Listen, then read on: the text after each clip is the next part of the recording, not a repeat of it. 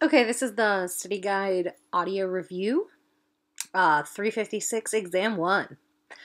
All right, so sociological imagination is just a viewpoint of the world that combines those understandings of the macro and the micro, right? The individual's biography, but also the larger social structures and forces that shape their opportunities in life, right?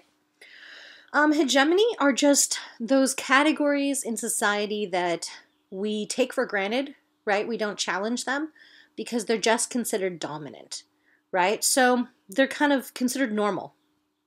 And, so we don't really challenge. When we think about race, we don't think about whiteness. When we think about gender, we don't think about maleness, right? Those kind of things. That the hegemonies are just kind of accepted as normal and natural, and everything else is constructed as other in reaction to it. Hence, the third question, right? So there's hegemony, which is establishing that kind of dominant norm, and then othering is basically constructing understandings of groups of people in contrast to the hegemony, which is considered dominant or just normal. All right, stratification. Just basically how we are put into different social hierarchies, right? So stratification just means that something is structured unequally, right? Stratified meaning that there's a top and a bottom and that people are kind of strung out in between. And so, stratification is just how we divide society into these hierarchies and then rank people based on those hierarchies and give them different rewards and life chances based on their place in the hierarchy. All right, moving on. Essentialism. Okay, so basically essentialists just argue that biology is destiny and that, they're people that are like super into the kind of modern backlash against transgendered people because essentialists argue that your biological sex is fixed at birth, as is your gender, and that gender and sex are the same thing. Versus constructionists argue that whether it comes to gender, whether it comes to race, whether it comes to class, sexuality, all of these things are constructed, right? So constructionism is just basically saying there is no normal or natural. We define that by our culture. And that you can see that in the fact that meanings within racial categories, gender categories, whatever you want to say, have changed within our culture over time, but are also very different when you look across cultures. So if it was something that was fixed, immutable, and biological, it would be the same across all cultures, right? So constructionists argue that basically our identities are what make us think in those binaries, right? We tend to think black and white, male or female, those kind of things. And that really comes from the culture, not from some sort of biological propensities. Alrighty. Racial categories are not natural. So that just means that, again, just like the constructionists would argue, that if we look at what the meanings are of racial groups, they've changed over time within our own culture. And that, if you look at meanings around the world, they differ based on the historical and kind of social relations of a specific culture. So that means that these categories aren't natural, right? When people try and find them biologically, it's very difficult, right? When you give blood, you don't give blood to a specific racial group. You just give blood. You have a blood type, right? So when it comes to racial categories, it's really just a representation of melanin in our skins that we use as a way to rank and put people in a hierarchy. When in fact, when you go past the skin, those racial categories are not, they're not more than skin deep. All right, gender as a performance. This just means that we express gender. It's not something that just is. It's something that we put choices into how we perform, right? So how you wear your hair, what kind of clothes you wear, the way you walk, the way you talk, even the way you eat, the kind of friends you hang out with, the kind of car you drive. I'm just laughing because in my case, yeah, that totally represents me. But anyway, the way that we perform our sense of our gender. So there's still the binary. There's still this expectation that you fit into a category of male or female. But even within those categories, there's some variation in people's performance, right? Some people hyper conform, right? So either they're hyper masculine or hyper feminine. And some people don't conform to those standards, right? So even if they are put in that gendered category, those binaries, they still kind of fall more towards the middle, more towards, kind of ambiguous or, androgynous. And so it's interesting when you look at gender as a performance, it just means that we can choose, right, how we express ourselves. So if you dress differently, if you walk differently, talk differently, if you interact with people differently, you can actually change the way that your gender is presented. So we conform to certain societal expectations, and we police people when they transgress our expectations of what they're supposed to do based on their gender. So it's not like the police pull you over because you're not being gendered correctly, but your family, your friends, people mock you, you get bullied at school, etc., that if you don't fit into the appropriate performance of gender. So why is it that we all perform a pretty similar version? Because we're policed, right? All right, heteronormativity. So this is just when heterosexuality is assumed to be normal and just taken for granted as the only mode of appropriate sexual expression. So obviously the culture tells us this, like with things like Valentine's Day that are very heteronormative. Marriage ceremonies themselves, even though now same-sex couples may get married, there's still a lot of traditions caught up in this idea of like a white dress and a tux. Who wears the dress? Who wears the tux? It's like, well, the couple kind of decides, right? Sometimes two people wear a dress, sometimes two people wear a tux, right? But we try to fit people into those established kind of heteronormative frames, right, when we understand them. So with families, we'll say like, well, who wears the pants? Right? Anyway, so heteronormativity, again, is just the idea that heterosexuality is just considered to be normal. And in the same way when we talked about how hegemonies and othering works, heterosexuality is the hegemony, and then it constructs homosexuality as deviant.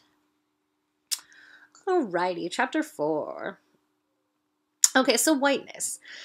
I showed you that video by Tim Wise, and really what I was looking for there too is this idea that whiteness is a hegemony that we don't really challenge, right? We just kind of take it for granted. So we don't talk about people understanding their white identity, right? We talk about racial identity from a minority status, right? When you actually look at the research on racial identity is very few research studies actually focus on white racial identity, because most white people don't feel like they have a racial identity because they're so thick in the hegemony that they never feel othered enough for their identity to form around that race. Anywho, next one, sex is commercial and sex is taboo.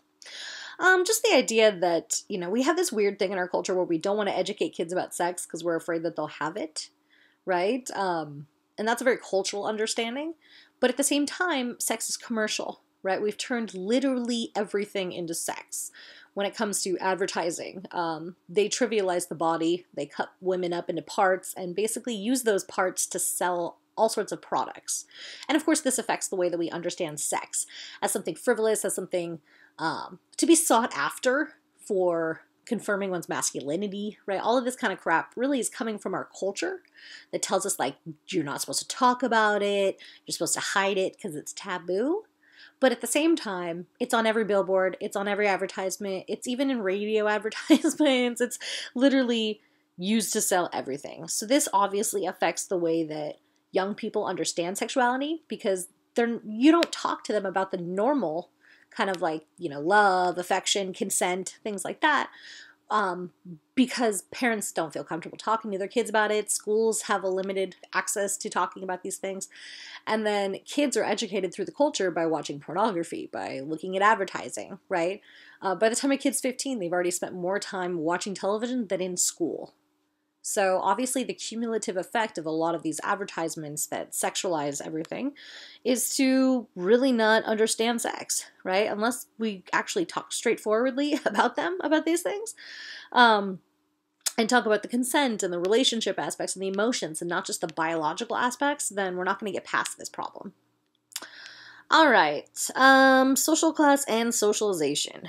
Just obviously that social class kind of determines what opportunities you have in life, right? So that's why everyone wants money, because they want to have more control over the outcomes of their lives, right? So that means some families just have more economic resources, which means that they're going to have a better house. Their kid's going to go to a better school. Their kid's going to just have a more comfortable childhood, let alone the fact that, the parents themselves are going to offer different levels of support. If a parent is working 2-3 jobs, just trying to keep a roof over their, kid's head, they're not going to have enough time to really invest in, checking their homework or getting them a tutor or any of these kind of things, putting them in extracurricular sports that cost a lot of money, right? So oftentimes, poor children might be unsupervised for periods of time each day, just because there's no one financially, they're all working, right? Versus rich kids are very structured.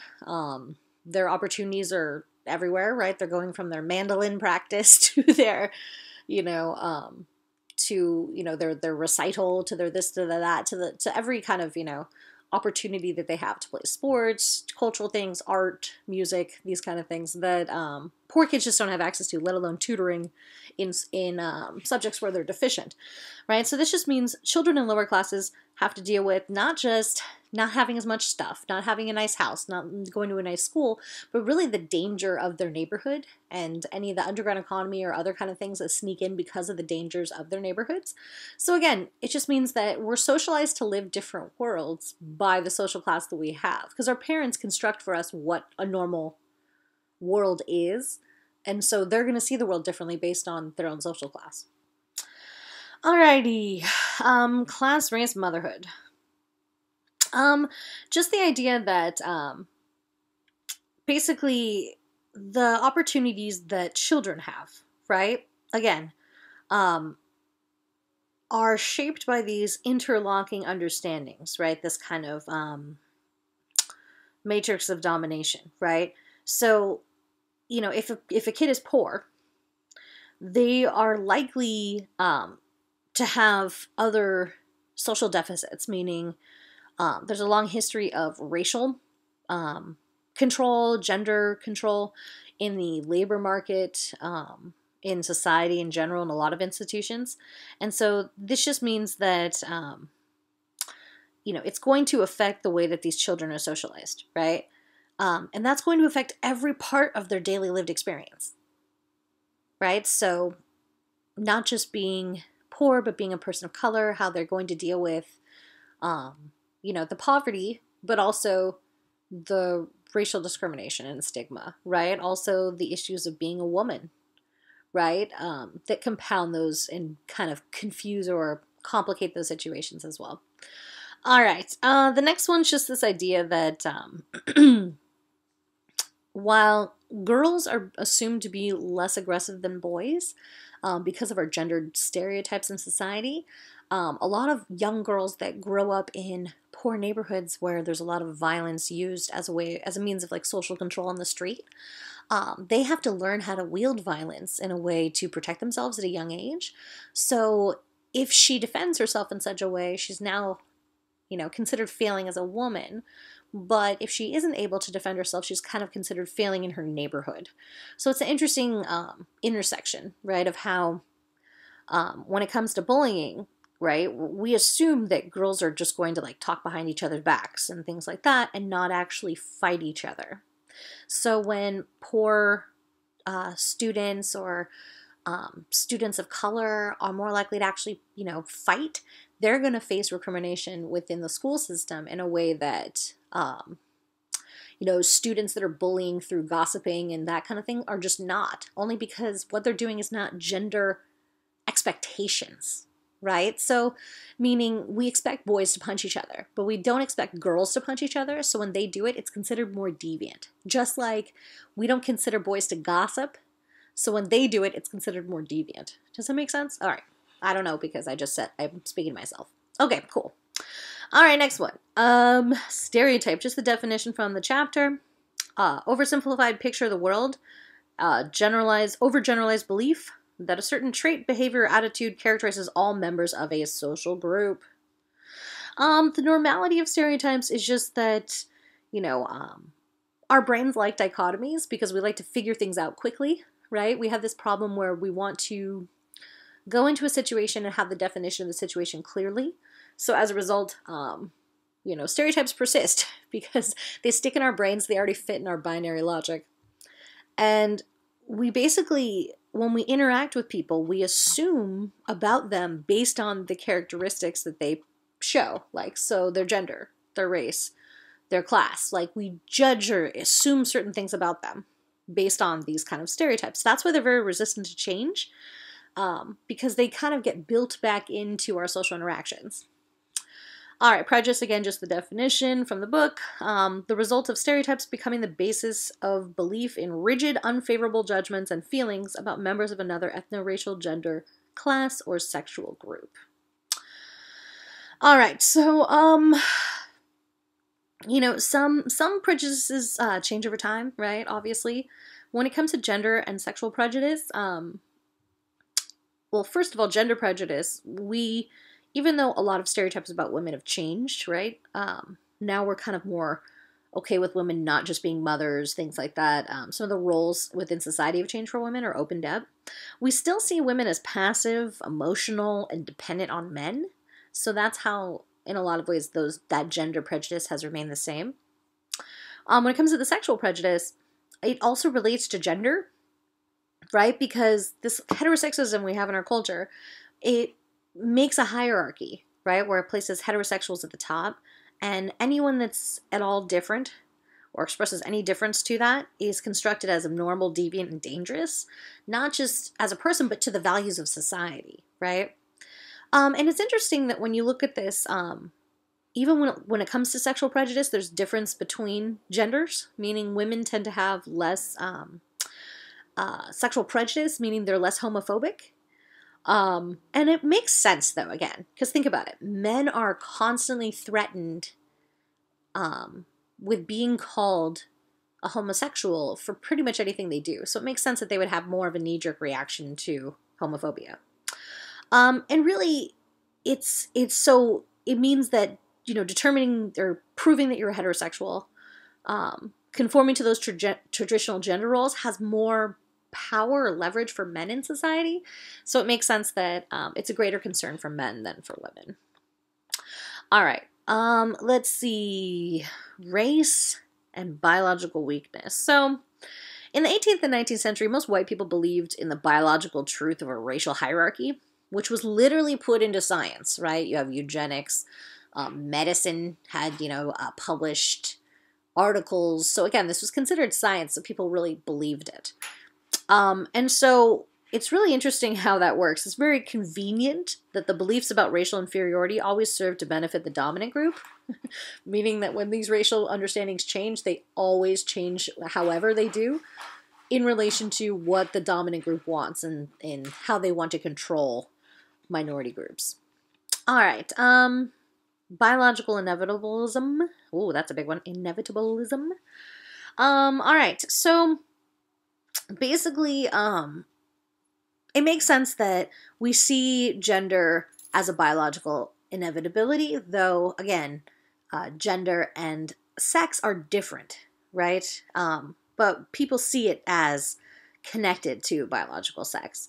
And so, in a lot of ways, women's social roles are really constructed in opposition to men's. Like, men are constructed as the hegemony, so then everything that men aren't, women are, right? If men are strong, the women are weak. If men are non-emotional, the women are emotional, right? It's just considered the opposite. So if women are considered more nurturing, right, this is, again, reflected in the expected roles that women have in society, meaning you're expected to take care of children, so they say, like, oh, look, she's just naturally good at it. And you're like, oh, sure. But if you're given a baby doll from, like, the moment you're born, your whole life, told that you're going to have kids and rear them, that might also shape why you'd be better at doing so or have more interest in it, right? Because it's connected to your social roles. So there's a lot of ideologies that are similar, right? When it comes to race, in the same way as seeing it as a biological inevitability, but it's not. Right? Gender is obviously not in that same vein. So again, we really do think these things when it comes to the interplay of how they work in society. All right. Let's see here. Next one. Within group prejudice, colorism. So colorism is just the idea that no matter who we are in society, we internalize the messages of society. So if the message of society is white supremacy, then it's something that soaks into every racial group. Meaning, so colorism is basically like within group prejudice, meaning that within a lot of racial minority or ethnic or ethno-racial groups, people with lighter skin or more Caucasian features are preferenced over those who don't, right? Whether it's, Asians, South Asians, African Americans, Latinos, et cetera, et cetera, et cetera. People that are lighter skinned, more Caucasian features tend to be favored, even within those groups. So it just shows how racism isn't just a top-down power system, right? It's a system of control that really, it's all about internalization, taking in the message of white supremacy in society and internalizing it, and thinking that somehow lighter skinned people are just better. All right, enduring importance of race, just that it still affects what opportunities we have in society. It affects how much value we give people. And really, a lot of people still experience discrimination, whether it's at work, whether it's in housing, whether it's in, interpersonal relationships, etc., that they still have to deal with race as a elephant in the room, right? Global ethnic violence, just the idea that racial and ethnic hatred costs millions of lives around the world every year. So it's not like just an American thing, right? Global ethnic violence is often the result of past colonization. So it's really tied to the history that we keep trying to ignore. Institutional discrimination, again, just the definition from the chapter. Establish laws, customs, policies, and practices that systematically reflect and produce inequalities in society, whether or not individuals maintaining these practices have discriminatory intentions. So, again, just to spell that out a little bit more, it's not about the intentional will to discriminate against someone. It's the idea that this institution itself does, right? Like that 100-to-1 rule I gave you, right? That as an example.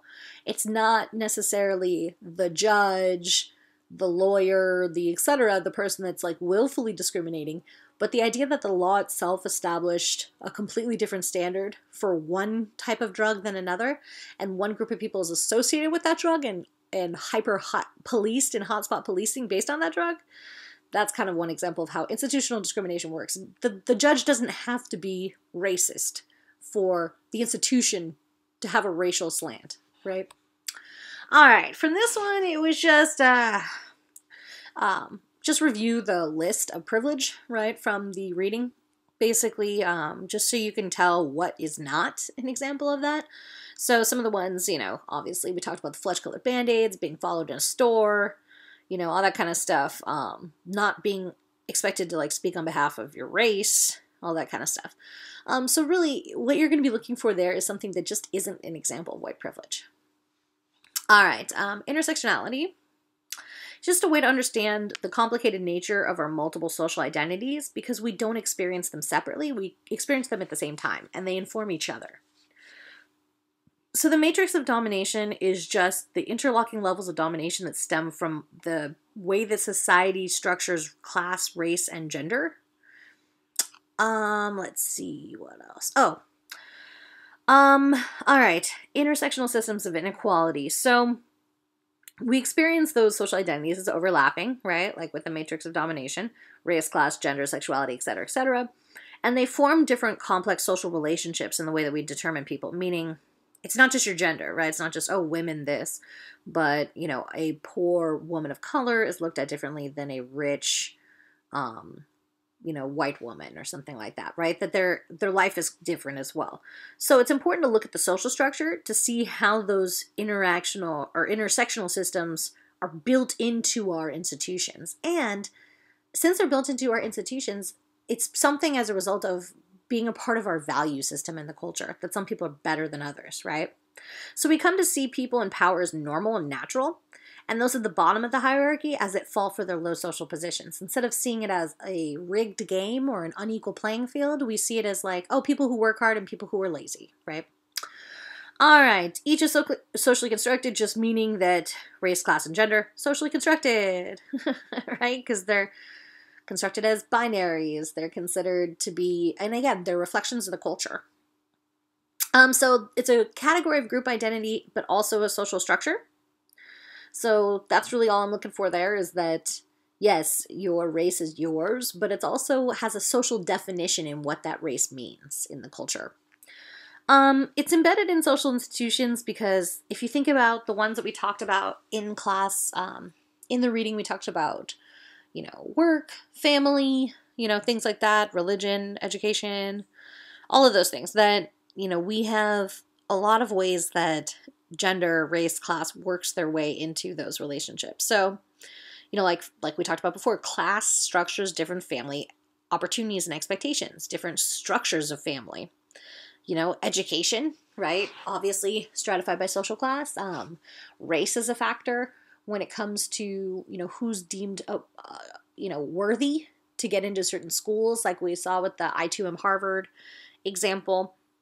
Gender structures the kind of environment of the classroom to this day. That kind of stuff. So really just how race, class, and gender can embed itself in social institutions. Prejudice v. racism. So prejudice is just a hostile attitude towards a person who's presumed to have negative characteristics associated with a group that they belong to. But racism is a system of power and privilege that can be a part of someone's opinion, but it's also rooted in society's social structure, right? So that's what I was talking about, like why reverse racism isn't a thing. It might be prejudice, but it's not racism, because racism is a system of power and privilege that's rooted in society's social structure. Right? So like if you're white and someone's mean to you or, treat you like crap because you're white, that's not cool. That's still prejudice. But they didn't change the criminal justice system to make sure that you're locked up disproportionately or anything like that. That's racism. Okay. Colorblind racism is, a quote unquote new form. Anyway, in which dominant groups assume that race no longer matters. Just meaning that people will often say, oh, race is a thing of the past. It has no impact anymore. But of course it does. Wealth as a cumulative disadvantage, just that if you think about it the other way, wealth can be a cumulative advantage if you got it. Meaning if there's a financial downturn, if you lose your job, if you get really sick, and you got wealth, you got a mortgage that you can take out, borrow against. You got money in the bank to bail you out, right? But if you're poor, trying to get an education, trying to, pay for healthcare, childcare, have a house, come up with a down payment, right? Have any money in the bank for if you get laid off or sick or anything, it's just not the reality, right? When the majority of households in America right now have less than $400 to their name if anything goes wrong. So their car breaks down, they can barely cover it, right? That's the cumulative disadvantage. All right, and then homophobia and heterosexism, just kind of from the chapter itself. Homophobia, the fear or hatred of homosexuality. And heterosexism is the institutionalized power and privilege accorded to heterosexuals. So again, the idea that if you toe the line, if you become the hegemony, or if you perform the hegemony, then you get the rewards of society. So heterosexism is just a way of making sure that people behave in a way appropriate to the sexual nature, or the hierarchy of sexual expression in society, right? So making sure that heterosexuals have more power and privilege. Alrighty, let's see here. Okay, so African American exceptionalism, really there, I'm just looking for the idea that even if a person has, a quick example could be like the Oprah thing. When she went to that store and they wouldn't sell her something because they thought she couldn't afford it. And you're like, dude, it's Oprah, right? But why? Because they looked at her race and they made an assumption. They based it on a stereotype, right? So kind of showing that, there's many high-profile African-Americans that talk about these issues, like Questlove. When he was out in LA, he got harassed by the cops and talked about it. It was really embarrassing. Actually, it was in Orange County. That's why it's very embarrassing. Because you're like, no, not OC. But anyway, that African American exceptionalism, meaning that even if you're like Obama, right, you're still going to face some jerk saying that you were born in another country, right? And so therefore you're not a valid president. Meaning that basically, no matter how much power and status and in social class and everything else that you have as a privilege, you're still going to be associated with the negative stereotypes of an entire racial group. All right, how gender is racialized and... Wait, what? How gender is racialized and gendered? Oh, geez, no, that's not what I meant there. How capitalism is what that should say. How capitalism is racialized and gendered. That's going to be confusing. All right. Just the idea that like when industrial capitalism came on the scene, white male labor was privileged, so labor of color, women's labor was relegated as inferior, and so it was paid less. And that's still the case, right? Let's see. Oh, of course, just the idea that like it got embedded in the system and it keeps reproducing itself.